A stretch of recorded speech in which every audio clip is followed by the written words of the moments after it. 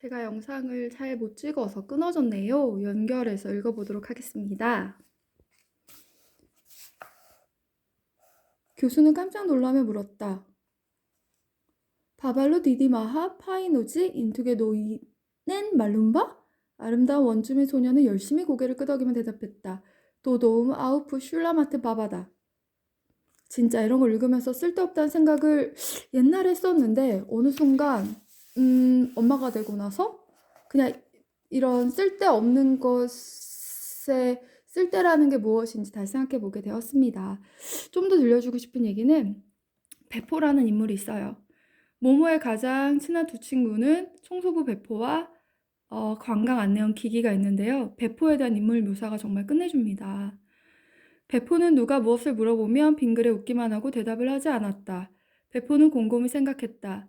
대답할 필요가 없다고 생각되면 아무 말도 하지 않았지만 대답할 필요가 있다고 생각되면 그것에 대해 곰곰이 생각했다. 그 시간은 2시간이 걸리기도 하고 하루 종일 걸리기도 했다. 그런 다음 그는 대답을 했다. 그동안 당연히 자기가 뭘 물어보았는지 잊어버린 상대방은 배포의 뒤늦은 대답에 어리둥절해 할 수밖에 없었다. 하지만 모모는 달랐다. 모모는 배포가 대답할 때까지 오랫동안 기다릴 수 있었고 또 그의 말을 이해할 수도 있었다. 모모는 배포가 진실이 아닌 이야기를 하지 않기 위해서 많은 시간이 필요하다는 것을 잘 알고 있었다. 배포는 모든 불행은 의도적인 혹은 의도하지 않은 수많은 거짓말, 그러니까 단지 급하게 서두르거나 철저하지 못해서 저지르게 되는 수많은 거짓말에서 생겨난다고 믿고 있었다. 이런 배포에 대한 묘사가 있고요. 그리고 이제 회색 신사가 등장합니다. 회색 신사와 첫 번째 만나는 사람은 면도사 푸지 씨예요. 푸지 씨는 그냥 평범하고 친절한 면도사였거든요. 이발사였거든요. 근데 어느 날 푸지 씨의 이발소 문 앞에 서서 손님을 기다리고 있었다. 푸지 씨는 이발소 문 앞에 서서 손님을 기다리고 있었다. 견습생이 쉬는 날이어서 푸지 씨 혼자 이발소를 지키고 있었다. 그는 도로 위로 떨어지는 빗줄기를 물끄러미 바라보았다. 우울한 날씨였다. 푸지 씨의 마음도 공연히 서글퍼졌다. 가위질 소리, 잡담, 비누, 거품과 함께 내 인생도 흘러가는구나. 대체 이제까지 살면서 이룬 게 뭐지? 내가 죽고 나면 나라는 사람은 이 세상에 아예 없던 거나 마찬가지일 거야. 푸지 씨가 이렇게 투덜거리니까 고급 차를 타고 회색 신사가 찾아왔어요. 푸지 씨는 가게 문을 닫았다. 조그만 가게 안이 갑자기 이상하게 추운 것 같았다. 그는 당황해서 물었다. 어떻게 해드릴까요? 면도를 하시겠어요? 아니면 머리를 자르시겠어요? 그 순간 그는 눈치 없이 그런 말을 한 자신을 호되게 나무랐다. 회색 신사의 머리는 거울처럼 반들반들한 대머리였던 것이다. 회색 신사는 웃지도 않고 이상하게 억양이 없는, 말하자면 잿빛 목소리로 말했다. 아무것도 하지 않겠어요. 나는 시간저축은행에서 나왔습니다. 영업사원 XYQ 384BO입니다. 우리 은행의 구좌를 개설하고 싶어 하신다고 알고 있는데요. 푸지 씨는 점점 더 당황해하며 대답했다. 금시초문인데요. 솔직히 말해서 그런 기관이 있는지도 몰랐는걸요. 영업사원은 짤막하게 대답했다. 그랬군요. 그렇다면 이제 아시게 될 겁니다. 이렇게 영업사원이 찾아와서 푸지 씨가 소중하게 생각했던 일들, 어머니를 만나거나 앵무새에게 먹이를 주거나 또 꽃을 사거나 그런 시간들이 모두 낭비였다고 말을 합니다. 그리고 푸지 씨도 점점 설득을 당하고 있지요. 조금 더 읽어볼게요.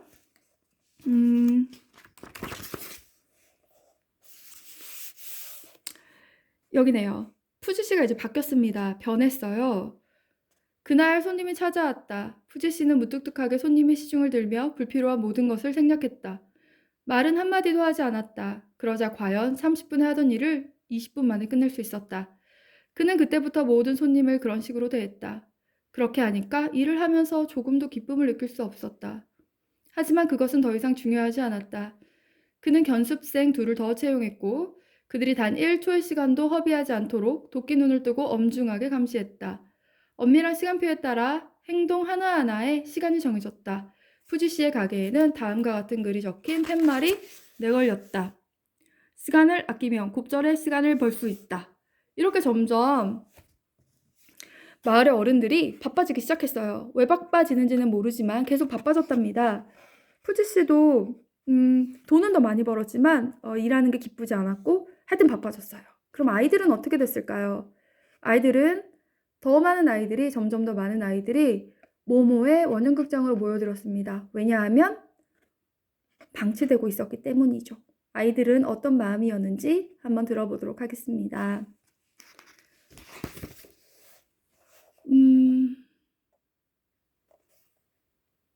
프랑코가 말했다. 솔직히 난 정말 좋아요. 하지만 아이는 조금도 좋은 것처럼 보이지 않았다. 엄마 아빠가 나하고 놀 시간이 없는 게 말이에요. 그렇지 않으면 투닥투닥 싸우기나 할 테고. 그러면 난 또 잔뜩 두들겨 맞거든요. 그때 트랜지스터 라디오를 갖고 온 소년이 불쑥 아이들 쪽으로 고개를 돌리더니 말했다.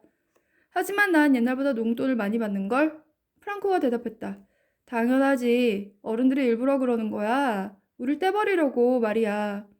어른들은 이제 우리를 더 이상 좋아하지 않아요. 하지만 자기들도 좋아하지 않죠. 이젠 정말 아무것도 좋아하지 않아요. 내가 보기엔 그래요. 낯선 소녀는 성을 내며 소리쳤다. 그렇지 않아. 우리 엄마 아빠 날 아주 좋아해. 하지만 시간이 없는 걸 어떻게 하겠어? 그래서 그러는 거야. 그 대신 트랜지스터 라디오를 사주셨어. 아주 비싼 거야. 이건 엄마 아빠가 날 사랑한다는 증거란 말이야. 안 그래? 모두들 아무 말도 하지 않았다. 오후 내내 심술궂은 회방꾼이었던 소녀는 갑자기 울음을 터뜨렸다. 소녀는 울음을 참으려고 애를 쓰며 더러운 손으로 연신 눈물을 훔쳐댔지만 눈물은 얼룩덜룩 더러운 뺨에 선명한 고랑을 내며 줄줄 흘러내렸다. 다른 아이들은 동정어린 눈길로 소년을 바라보다가 땅바닥으로 시선을 떨구었다. 이제 그 애를 이해할 수 있었다. 사실 아이들도 모두 그런 기분이었다. 모두들 버림받은 느낌이었다. 이렇게 모모의 이야기가 진행됩니다. 독서학교에서는 사실 요즘에 다시 책 읽기 붐이 일어나면서 책 읽기 프로그램이 굉장히 많아요. 책을 읽고 글쓰기를 하거나 아니면 연극을 하거나 만들기를 하거나 또 어떤 사회적인 실천을 하거나 그런 많은 활동이 있지만 우리 독서학교에서는 정말 책을 읽습니다. 무엇을 하기 위한 독서가 아니라 그냥 책을 읽는 그 자체를 하기 위한 책 읽기를 하고 있고요. 첫 페이지 첫 글자에서 시작해서 마지막 페이지 마침표까지 책을 완결해서 읽는 것이 목표라면 목표예요. 그 사이에 책의 힘으로 아이들과 좋은 시간을 가집니다. 오늘은 모모의 책 소개를 해보았습니다. 그러면 앨리스의 오후 2시 다음 시간에 또 만나요. 안녕.